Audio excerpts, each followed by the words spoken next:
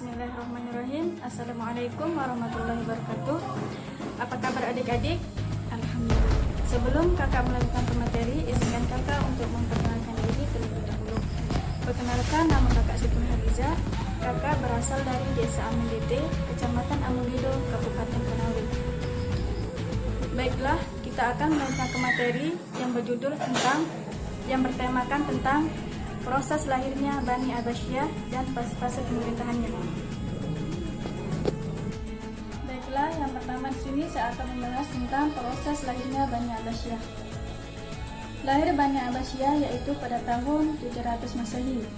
Adalah perang besar dari keturunan Hashim yang bernama Abu Abbas. Nama Abbasiyah dipakai untuk nama Bani ini. Diambil dari nama bapak pendiri Abbasiyah, dimulai dari kemenangan Abu Abbas Asyafah dalam sebuah perang terbuka melawan Khalifah Bani Umayyah. Yang terakhir yaitu Marwan bin Muhammad Abu Abbas. Marwan bin Muhammad Abu Abbas diberi gelar Asyayah karena dia pemberani dan dia mampu memainkan mata pandangan kepada lawan politiknya. Berdirinya Bani Abbasiyah pada tahun 750 Masehi. Berarti secara formal semua wilayah kekuasaan Islam berada di bawah pengawasan Abbasiyah. Termasuk semua bekas wilayah Bani Umayyah kecuali wilayah Bani Umayyah yang ada di Andalusia. Baik, saya akan lanjut yang kedua yaitu fase-fase pemerintahan Abbasiyah. Pemerintahan Bani Abbasiyah yang berlangsung selama 505 tahun diperintah oleh 37 khalifah.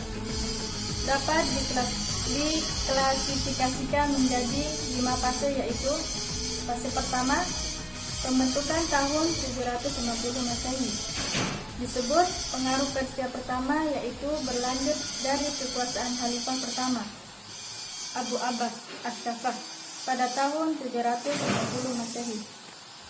Abu Abbas Asyafah dan Abu Ja'far Al-Mansur, Khalifah pertama dan kedua disebut sebagai peletak fondasi yang kuat.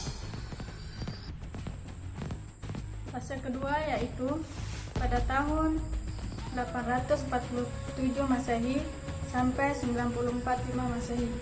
Fase kedua ini dikenal dengan pengaruh kekuasaan Turki pertama. Fase ini dimulai dari Khalifah ke-10 Al-Mutawakkil. Masih bisa berkembang akan tetapi tidak sepesat seperti fase sebelumnya. Fase ketiga tahun 334 Hijriah. Fase pengaruh dinasti Bawahihi atau disebut juga pengaruh Persia. Fase ini dikenal juga masa disintegrasi di kekuasaan dinasti Abbasiyah dan Muluk Tawaif di dinasti Umayyah II Andalusia. Fase keempat tahun 447 Hijriah. Dalam sejarah, fase keempat ini disebut dengan fase kekuasaan Bani Saljuk atau dalam sejarah sering juga disebut dengan fase pengaruh Turki kedua. Fase kelima tahun 590 Hijriah sampai 656 Hijriah.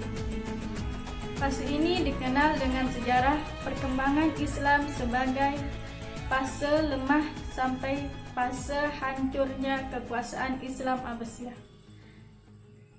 Mungkin hanya itu saja yang dapat saya sampaikan. Semoga bermanfaat. Wabillahi taufiq wal hidayah. Wassalamualaikum warahmatullahi wabarakatuh.